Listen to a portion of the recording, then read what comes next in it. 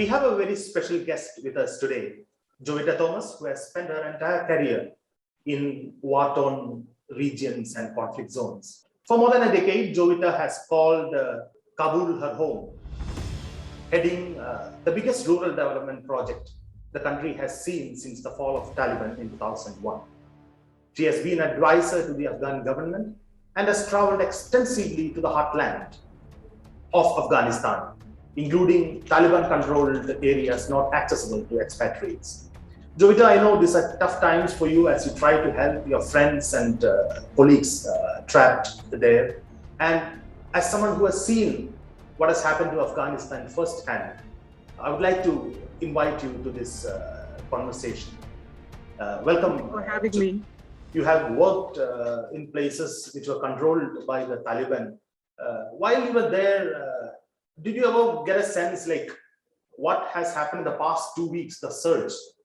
Did you ever feel that this was coming, or at least the pace with which this was coming? I think the pace nobody predicted. Nobody predicted, especially for Kabul. But to understand this, I think I'll have to take a long step back. And if I may, I'll go back to the time when I went to Afghanistan first in 2004. I went in 2004 at a time when the country was preparing for its first presidential election.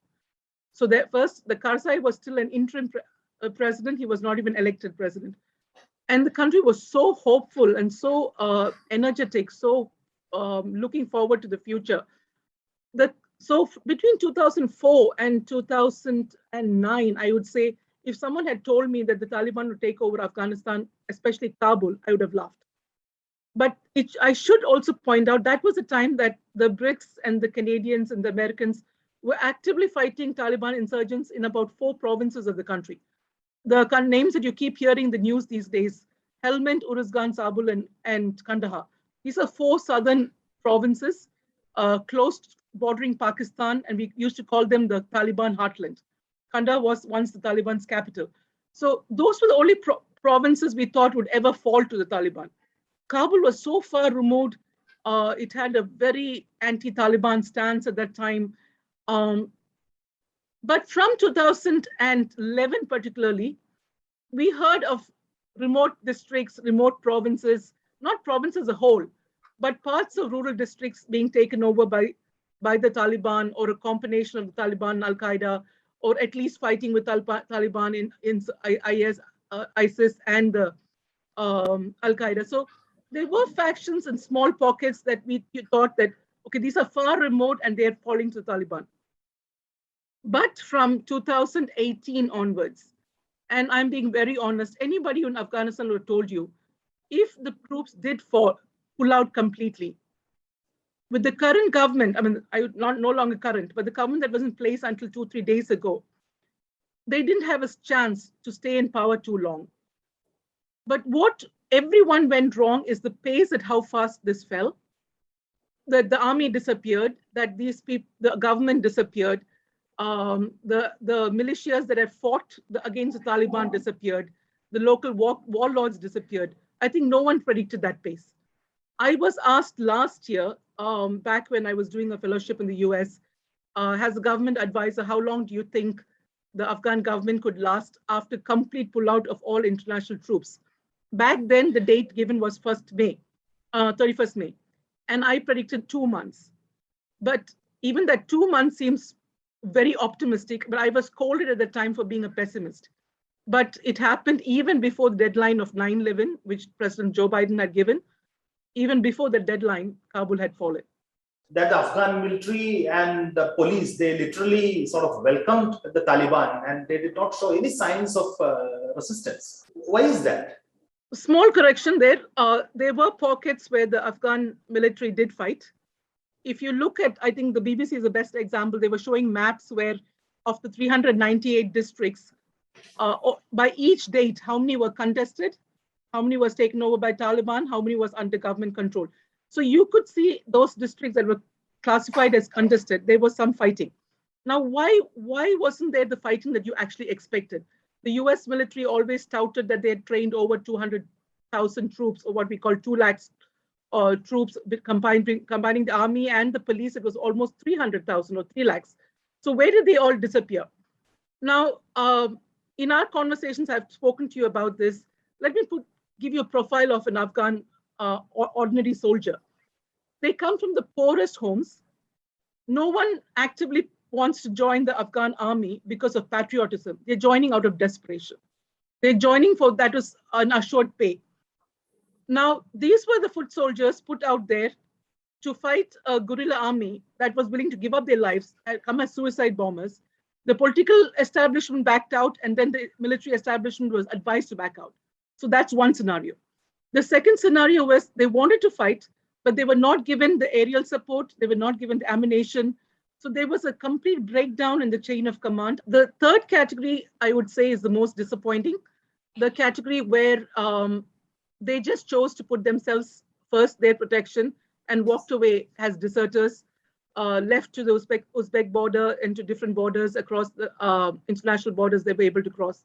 So these were, I would say, the ones who were not loyal in the first place, but then also did not have any real commitment to the nation, because often Afghans see themselves first as Uzbek or Tajik or Hazara, or as the tribal liaisons are stronger than a national identity. And that also backfired. The last point there that many of the non-US nations don't know, a lot of the Afghan army, by being trained by the US, did not see them as welcome trainers. If you remember in the past, they used to call the blue on green attacks or the green on blue attacks. These were Afghan soldiers, trainees, turning against their US trainers. And there were a few incidents in the past where those trainees actually killed or attacked their own trainers. So even you see that in their own mind, these were foreign troops invading their land. So there was a conflict in the mind who they're actually serving, whether they were standing up to an Afghan government that was a puppet of the US, or whether they should actually fight the Taliban, which was their own people. So all those conflicts. This Taliban, 2021's Taliban is different. It's not the old Taliban. How true is that statement? Very true, and in some statements, and very false in the other. Let me explain both. The Taliban back in 1996 was a handful of fighters in different parts of southern and southeastern Afghanistan and across the Pashto belt in Pakistan. They did not have a central command. They were led by local militias. They were not politically savvy. They did not have a centralized leadership or political strategy. They did not have a centralized funding pool. So they were a scattered group of militia with a common goal, possibly with the only common factor that they were all poor and all trained in madrasas and believed in the Islamic label. So they were just a mixed faction. The Taliban of today is much more politically savvy. They have a lot of educated people on board. They have realized the importance of capturing media attention and presenting a softer side to the international media. So they're far more politically savvy, media savvy, centrally coordinated, centrally funded, better managed than the Taliban of 2001. So if you're talking about two different Talibans, yes, in that case, that's true. Now, whether the real question is, have they changed their stance? Have they changed their attitudes to women? Have they changed their attitudes to local governance? Listen to all the interviews that they've been giving. You see a dichotomy, a clear divide between what the political establishment of the Taliban and their spokespersons are telling you and what their local militia or their fighters on the ground are telling you. So it is so obvious that the Taliban hasn't changed. They're still pro-Sharia. They're still pro-brutal punishment. As and when they get the political establishment and the will of the international community for them, and they're able to establish a firm government, they'll be just as ruthless, as brutal as they always were. And there's enough of evidence over the past few years. So, I mean, they blew up hospitals as early as a few months ago. They blew up maternity hospitals and killed newborn babies. So what has changed? They blew up schools, I mean, youth training centers, institutes in Shia areas of Kabul. What has changed? That was the same face or a much harsher face of the Taliban than you saw back in 2000. In 2000 and before, 1996 to 2000, at least their policies were uniform for all Afghans. The Taliban of today is so much more like ISIS or Al-Qaeda, where you hear something that they have never done in the past, going door to door and picking child brides or picking widows for their fighters. So I would say they're even more brutal, but that phase will truly come out only after they've been able to establish a firm government and get the international community to back them for that.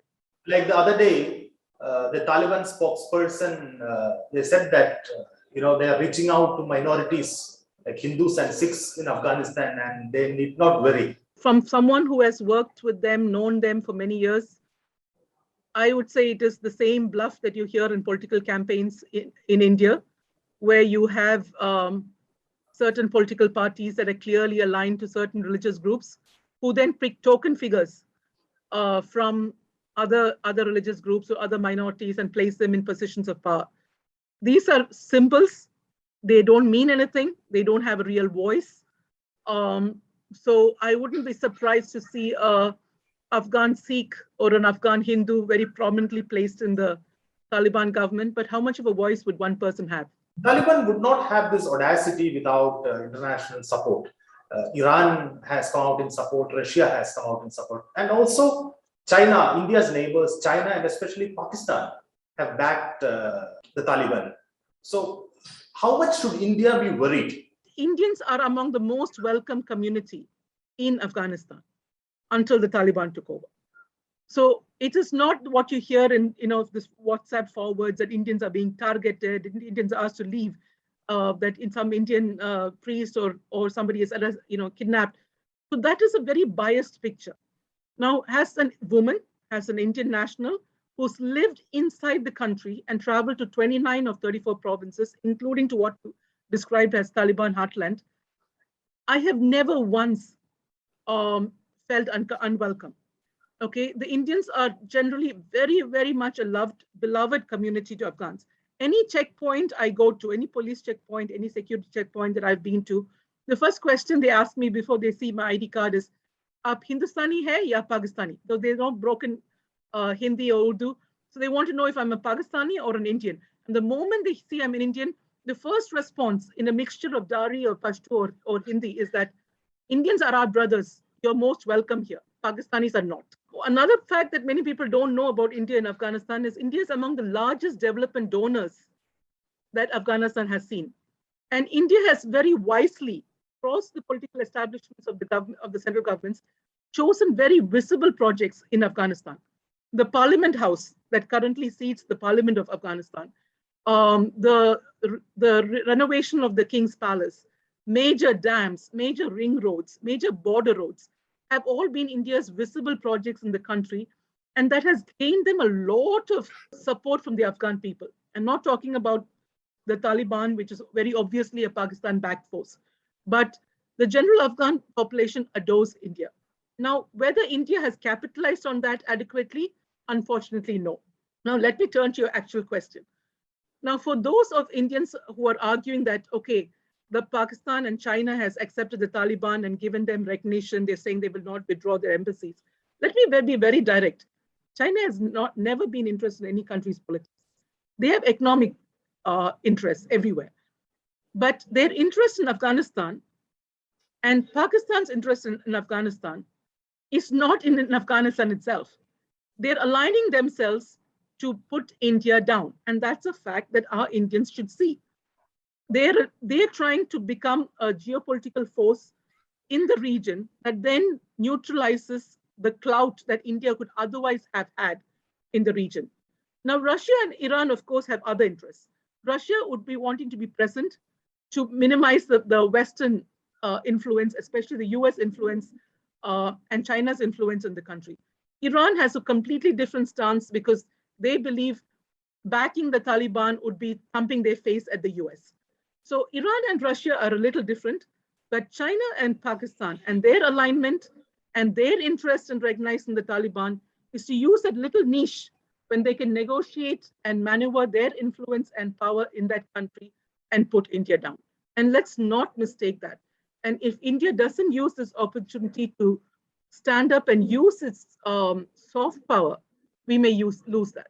So you're saying India should be very, very wary of the new developments. Absolutely. And I think it has a very short window to decide what its stance would be. I mean, India has always stated that it will not be militarily involved. But there are a lot of interests that India has supported in Afghanistan, even prior to the Taliban rule. Back in the days of the Mujahideen fighters or the Jihadi fighters, it's been subtle, but India should take up a clear stance on what its stance would be in Afghanistan, make it known, implemented it. I realize it's too early. They may want to see what the actual government would look like over the next few days. It's not really announced. But there's a very short window that Pakistan and China are capitalizing on, and India should. Your family was there. Your daughter grew up in Afghanistan. You have traveled with her to these remote places. And as a woman, as a mother, how do you see the life of a woman in rural Afghanistan? Not just in rural Afghanistan, in urban centers where they used to go to universities. So what is going to happen next? What's in store for the women of Afghanistan now? Back when I went to Afghanistan in 2004, boys' schools did not have a school uniform. And girls' schools had a uniform, which was a black salwar and a hijab. And the what we call the naive Khariji, and Khariji is a word that it just actually means foreigners, but when it's in quotations, it has a derogatory meaning. So as a naive Khariji in Afghanistan, it used to irritate me seeing these little girls wearing a headscarf. I mean, talking of girls as young as 5 and 6, having to wear a hijab and going to school. But that was my naivety of the situation. Today, 16 years later, I'm very thankful those girls were able to go to school. And what has been really frustrating for me in the past few days is watching the international press cover women's issues in Afghanistan. Let me give you an example, and I'm sure you've all seen these interviews from very major media channels that I won't label here, talking to militia commanders or Taliban commanders and asking them questions like, will women be able to walk outside without a burqa? Will women be able to, will a hijab be mandatory? Is that really a women's issue? Or are we imposing what the Taliban will conveniently capitalize as American imperialism or Western standards or Western norms? Why aren't we asking the right questions about women's rights and women's issues? What happens to the hundreds of women graduates in the past 20 years? What happens to women doctors who have trained and put themselves to medical schools and could save women's lives? What happens to women senators, women prosecutors, women judges who are at the most risk? Women journalists who have put themselves in front of TV cameras and become news anchors. Today, one of the most prominent TV channels in Afghanistan, Tolo, proudly put out a tweet showing their women anchors were back on TV. And my heart, stopped for a second, because any moment now, those women would be the next targets. So why aren't we asking the right questions to Taliban or to the future government? What are they actually going to do? And let's stop asking questions about wearing the hijab and wearing the burqa. That is not what matters. Look at Iran. Women wear the hijab, but they're in all sections of the government. They're in the fire force, for heaven's sake. What happens to our Afghan women? I have friends who are senators. I have friends, Afghan women who are judges. I have friends, Afghan women who have gone to Ivy League, to Cambridge and Oxford and come back to work in Afghanistan. And I've had young friends blown up by explosives put under their cars simply because they worked for the Human Rights Commission as early as a few months back. Why aren't we asking the Taliban the right questions? Let's stop talking about the superficials about women's empowerment. A burqa is not, in my eyes, a burqa may be a symbol of oppression. But an Afghan woman has always worn the burqa, if not the burqa, the hijab. So let's not talk about the outward symbols. I'll give you an anecdotal story, and I'm sure, Abby, you've seen this. I keep getting in the past few days a collage where you see an Afghan woman in the 70s in Kabul wearing a miniskirt and walking, and then you see a woman in a burqa, and they say Afghan women in 1970 and Afghan women in 2021. And instead of appealing to me, which obviously my friends intend to when they send it to me, it maddens me. Because that Afghan woman in a miniskirt was maybe 0.0005% of the entire Afghan population in 1970. In 16 years, I have never seen a woman in a miniskirt in the entire Afghanistan. So which population are we talking about? Elite, extreme, even the elites don't wear miniskirts in Afghanistan. How many miniskirts do we see in Trivandrum? Let's talk about Kerala. So is that a symbol of our liberation? Let's talk about what really makes an impact for women. So yes, I'm worried for women's rights. I'm worried desperately for the immensely talented women friends I have in that country and what they'll be able to do if they don't get out. And the worst, I think the sadder picture for me, they all leave. They all have opportunities to leave. A lot of international governments are trying to rescue them. And if they do leave, what does it leave the remaining Afghans with? No doctors, no trained teachers, no nurses, no judges, no prosecutors, no human rights activists, no journalists. Let's ask the right questions for future government and ensure that their actual rights are preserved to study, to work, to be free citizens, not whether they have to wear the burqa or the hijab. There are talks going on about a new government, whether it would be a Taliban government or a coalition government.